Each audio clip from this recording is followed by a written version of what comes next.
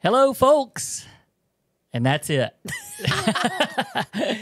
I think last time you said, I'm not going to say it I'm not going to anymore. say that. And we actually, we explained at one point what that was you were saying. Mm-hmm. But we had some people this week, because we made some comment about it on our social media, and we actually had some people say that they didn't know what we were saying. Right. And so just so everybody knows, we were saying, here we come, cub.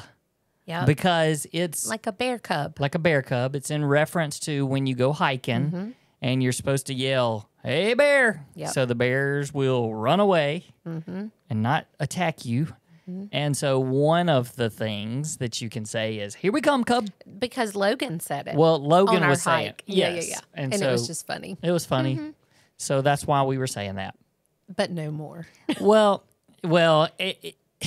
part of the reason why, if you guys don't know why we say hello, folks, it is, well, I mean, we live in the South. I mean, that's part of it, folks, sure. and that's what we say to people. Yeah. But our favorite comedian is Nate Bargatze, and that's how he opens up all of his podcasts. He says, hello, folks. And so we love him. He's a believer, great guy, clean comedian. But then also they started also at some point saying, hey, bear. Right. So they open up every episode with hello, folks, and hey, bear. But they don't even say it as fun as we do. I mean, we've taken what they started and made it Did so we? Yes. Did we? Because we But- give them the hello, That's right. folks. And everybody loved it when you said that. And they were like, oh, we didn't hear you say hello, folks. Yeah, And because we so- did yep. we didn't do it a couple of times. So Yep. So it all just right. kind of stuck. So hello, folks. Hello, folks. And we're glad you're here. This is Rusty and Heather Bryant, the Redeemed Marriage Podcast. So if we haven't met before, we don't know you, haven't seen you before, this is who we are and what we do. And we love encouraging marriages. We love helping to restore and give hope to marriages that are broken. And so that's what we are here to do. We do that through podcasts, through marriage coaching, through retreats. And, since the last time we talked, we had our big event, which was super fun. So look, if you see us talking about Cafe Zeno again in the future, sign up for it. It was so much fun. We had people from all over the country and from other countries. Yep. And we did our drawing, and we are going to California. California. And in case you don't know where we're from, we are not from California. In fact, we've never been to California. We are from Mississippi. Yep. And our youngest son came up and drew it for us. So there would be no question on whether we rigged it or not. And I don't think he could have picked anything further away. It was probably the farthest away from us. And it was not rigged. We put every name in there, and there were a bunch. It was, maybe 150 or so little pieces of paper.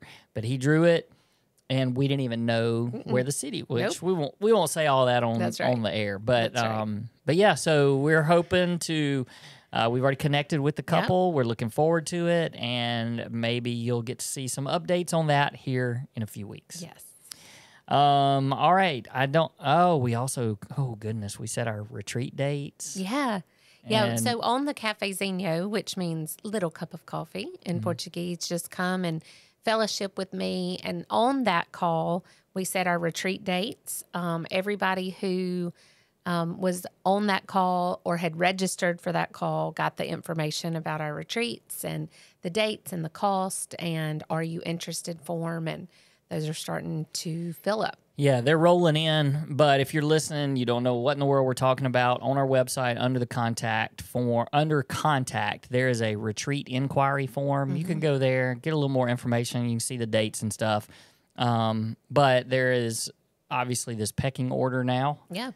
So our marriage mentoring group, and then this group that came on our Cafe Zeno and got the first dibs on the dates and stuff. So, but they're going to keep filling up, and I guess we'll just keep finding dates to offer. Right. So, all right.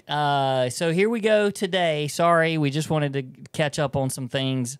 It's been quite a week for us, and you guys may have seen some social media posts where we at least acknowledged and recognized that just a few days ago, at least at the time of this recording, was the anniversary of Heather's confession to infidelity.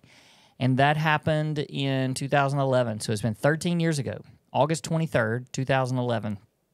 And when this comes out, it will be August the 26th, which is, yeah, I'm right. Mm-hmm. You're checking me. You're checking me on those dates, which is actually the day that more of the story came out. Right. Everything was sort of revealed. And then the cool thing was 1 year later, on August the 26th, you got baptized, rebaptized. So we started thinking, and we were like, hey, we need to acknowledge this. And can I just jump in first and say, we tell people all the time that the emotions and these triggers and things that happen, especially leading up to anniversaries, they just are not. There's hope because they can be different. Yep. And we were busy on our anniversary date, which was great. I mean, I would recommend that to anybody. Yeah. Like, if you think that's going to be some sort of an issue or problem, then make yourself busy so you're not thinking about it. But we were busy that day, and we weren't even in town. And I was working on my computer. Somebody had sent me something. I needed to send a date to them. And I pulled up the calendar, and it was midday. I mean, it was noonish, somewhere around in there. And I pulled up the calendar, and I went, oh man, it's August 23rd. And I had actually thought about it, you know, a couple of weeks before, here and there, leading up to it. And I even thought, oh, it's next Friday, or it's this coming up Friday. But the day hit. And I mean, it was not the first thing that I thought of when I woke up that morning. Right. And people, I think, out there probably are like, there's no way. There's no way. Or I want to be there. That's right. And I think that you can. And I even debated, I was like, should I say something? And just to acknowledge to you, like, you know, so thankful where we are. Because it did not, when I thought about it, it didn't change my day at all. And I decided not to because we were with some family and stuff. But within probably 2 to 3 hours, you said something. You were like, oh, y'all know what today is? And you said something to the family we were with and with our family that we were with. And that was kind of it. But I just think, I mean, it's just such a story of God's redemption and how he restores. And you know, it was just, it didn't affect the day. It didn't change the day at all. At least for me, it didn't. Nope, it didn't. And I mean, you know, our family member even said, how are you? How does that make you feel? Like, she dug a little bit.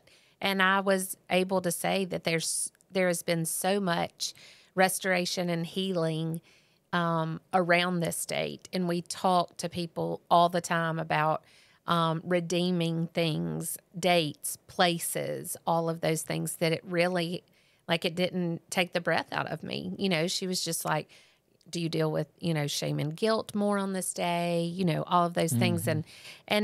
And yeah, they come to my mind, but I know what to do with them.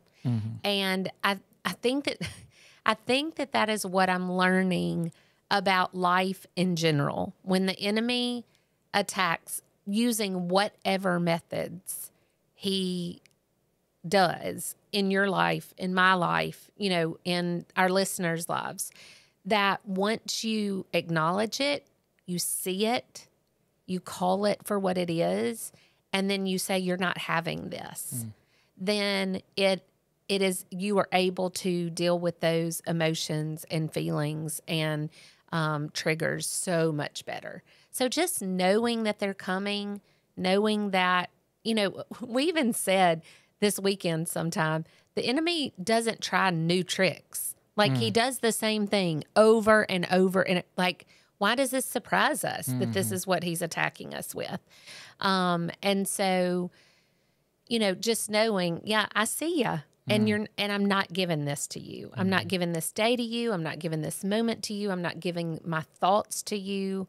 I'm going to choose to honor Christ with my thoughts. So, yeah, I mean, it's normal for it to come into your mind. Like we have said so many times on here that thoughts are not a sin. Like when the thought comes in your head, that's not a sin. It's what you do with it.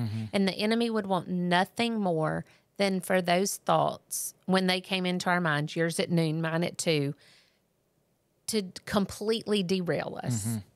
Well, for those of you that are listening that you've had a betrayal or some sort of trauma in your life, you know that, and in your marriage in particular, you know that this train of thought of when it comes into your mind, it's so easy to just start down the rabbit hole. Right. And like the key is that just like what you said, you just take it captive. And, you know, I have learned to just quit thinking about, like, because even on that day, like right now, if I try to make myself think about it, you know, I could start down this path of, well, tomorrow is August the 26th. I mean, this is us as we're recording. We're recording on August the 25th, so tomorrow is August 26th. And I could go, man, that's the day everything came out. And then I could go, well, man, but you know, some of it came out on August 23rd. So what was happening during those 3 days? And then I go, oh, wait, but on August the 23rd, that's when the confession happened. But the day before that, nobody knew. You were in the middle of it. So what was happening? You know, I could and then it just goes and goes. And what that is me still trying to put the puzzle pieces together. And it's impossible to do.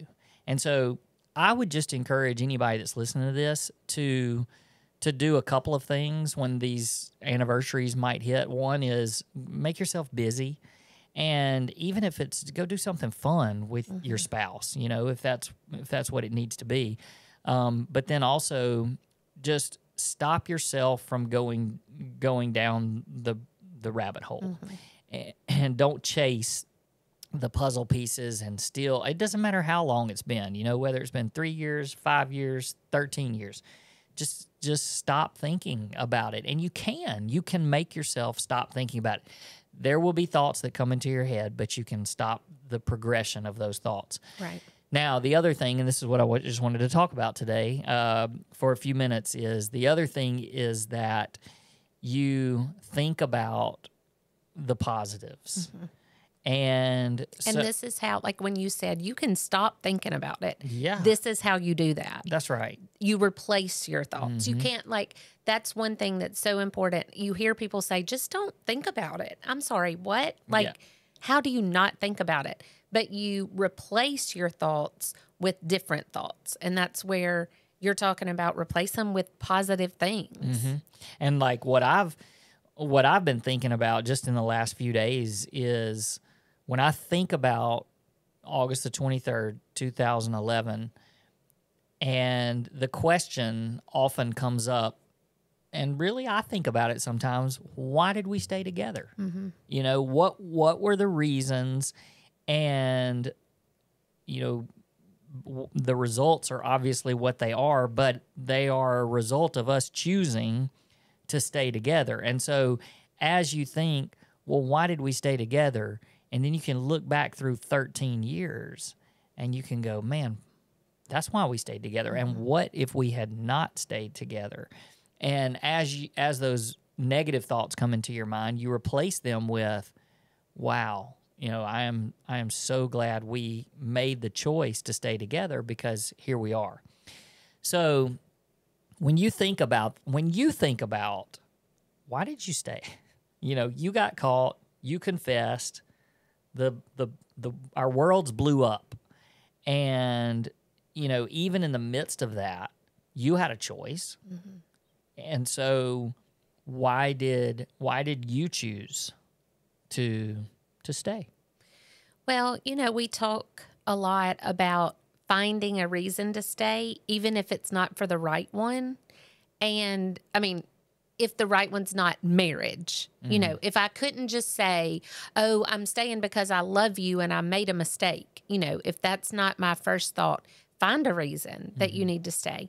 And on that date on August 23rd, 13 years ago, my reason was for staying was my boys. It's the thing that I held on to, that I was like, I can't lose them. I cannot do this, split time. You get them half the time, I get them half time. And I know that's a lot of people's story, but I just was like, I have to stay for them. But then as I journeyed through the process and fell in love with the Lord and chased after him and started doing the hard work, because I knew that my heart was in a horrible place for me to have been able to do what I did, for me to have an affair. My heart was not in a place that was honoring God. So as I started doing the hard work, then my reasons became different. Then it was, I love you, and I had vowed to love you for the rest of my life, in good times and in bad, in sickness and in health, and for richer, for poor, all of those things. And then it became a choice of honoring the Lord, and that I made a covenant relationship. I'm in a covenant relationship, and I said those words and made a covenant with the Lord that I would choose to do that and honor you for the rest of my days and honor him in my marriage. So my initial choice of why I chose to stay may not have been the best one, but it was a good one because it led me to dig for the real reason of why I should stay. Yeah. I think that mine was probably one of the reasons was the same. There was a lot right at the beginning. I mean, I even got legal counsel, like off the record legal counsel. Right, sure. That was telling me things to do just in case I needed to fight for the custody of our boys. And so, 100%, there were lots of thoughts of, getting out of the relationship. And part of that is because I didn't know what you were going to do. Sure. If you didn't change and repent, and we tell our couples this all the time when we're coaching, is that the person that has failed and has betrayed, they are so much of the catalyst of the success of the marriage and moving forward. And I think that the betrayed, which, it is definitely warranted, but the pats on the back and you're the one that stuck it out and stayed together. And yes, all of that is so true. But the success after staying is really the result of how much the betrayer has changed. And so I didn't know if that was going to happen in your heart. And I knew that biblical grounds of divorce. And not only that, but just thinking through, the influence and what was going to happen to our kids because of the lifestyle that you were choosing to live at that time. And so I was ready to fight if I needed to fight. But I was also willing to take a step back and see what God was going to do. Right. And so, yes, there was, I had a phone call to a friend within the first few days, and it was a friend that had grown up in a divorced home. And he actually said to me, he said, "You're not going to hear this from many people and maybe not anybody else." But he said, "Stay together for the kids." Basically he said, "I would encourage you to stay together for the kids." Most people say, don't stay together just for the kids. And I understand that reasoning, especially when there's some abuse. When there's abuse or anything like that you've got to get out of. You don't stay. Sin. Habitual sin. You don't stay for the kids. But in our situation, that was certainly a reason to stay. It was certain. Hearing that from the friend of mine, because he said that his sister was, in her 40s and still had effects of coming from a broken family. And look, you guys know we talk about redemption all the time. not just for the marriage, but God redeems those situations as well. And so we know so many families that have been broken and come, have divorce in their story, and God redeems those things. So we are not speaking down on that at all. Right. We're just telling our story. We're just telling our story. That's right. Why we stayed together. I think that's what the title of this is going to be. But yeah, that was definitely a reason. And then I think so much of mine was also, I really did. I heard from God that first night after the first part of the confession. I came home. I was prompted to go and look for ways to help heal our marriage. That's when I found the marriage intensive. And I mean, I'm 100% confident and sure that was God leading me to do those things. Right. And so, I've said before that I felt like God was saying, you have permission to leave, but I'm asking you to stay. And so between those two things, between God saying, hey, I need you to walk this journey.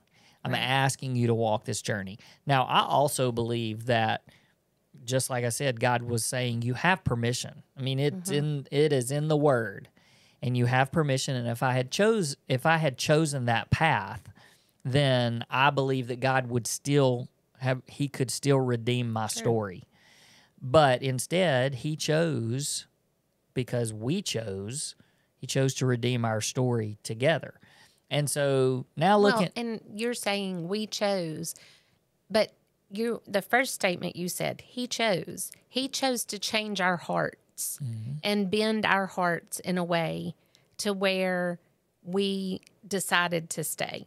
And that, yes, people have a choice, but I also know 100% that God changed my heart that day to break it in a way that I saw who I was apart from Him and what I was doing. And I mean, that's a miracle that He did that.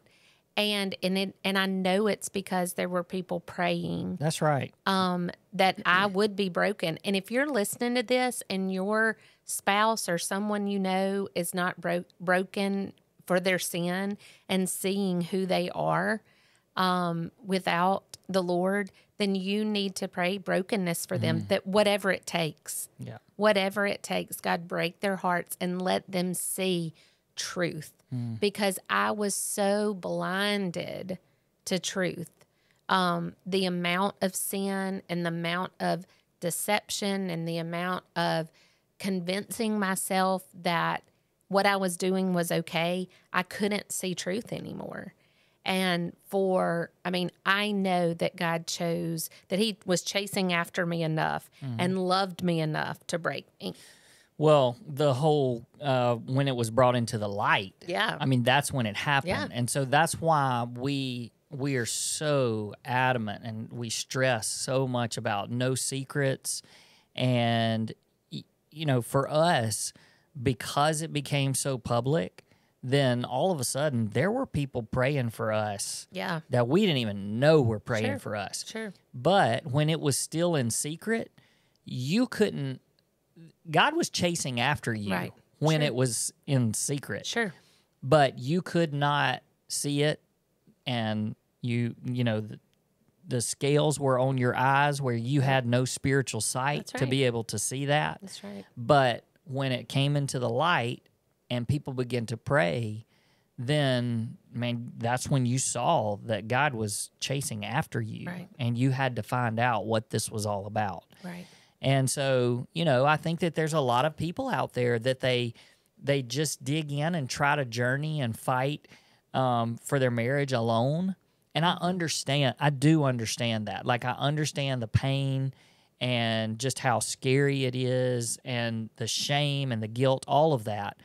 But it is really, really hard to do it alone. And part of that is because, just like what we said, there's not a community or even just another couple. Like there's one power of someone praying, And maybe it is just another couple. Like maybe it's us, that because we've journeyed through this with lots of couples that we're the only people that know about it. That's right. And so, but there's something about bringing it into the light and even just allowing another couple. Nothing magical about our prayers that's different from any other believer, but we understand. And so we do take these couples to the throne.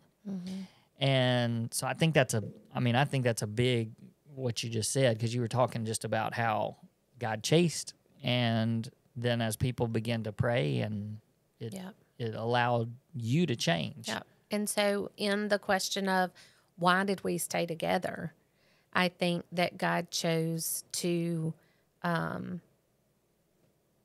think that he chose to break me in a way that I decided that you were worth fighting for. And he also allowed you to see me as a daughter of his that you could love well and be the hands and feet of Jesus to.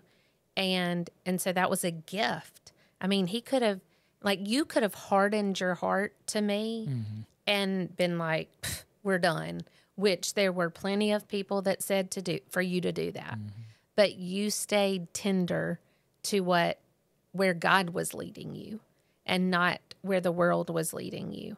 And so I know, and the ultimate answer to why did we stay together is because God had that as part of our story, and we both sought him in the answer for that. And now I think about what we've done just even over the last weekend. Yeah.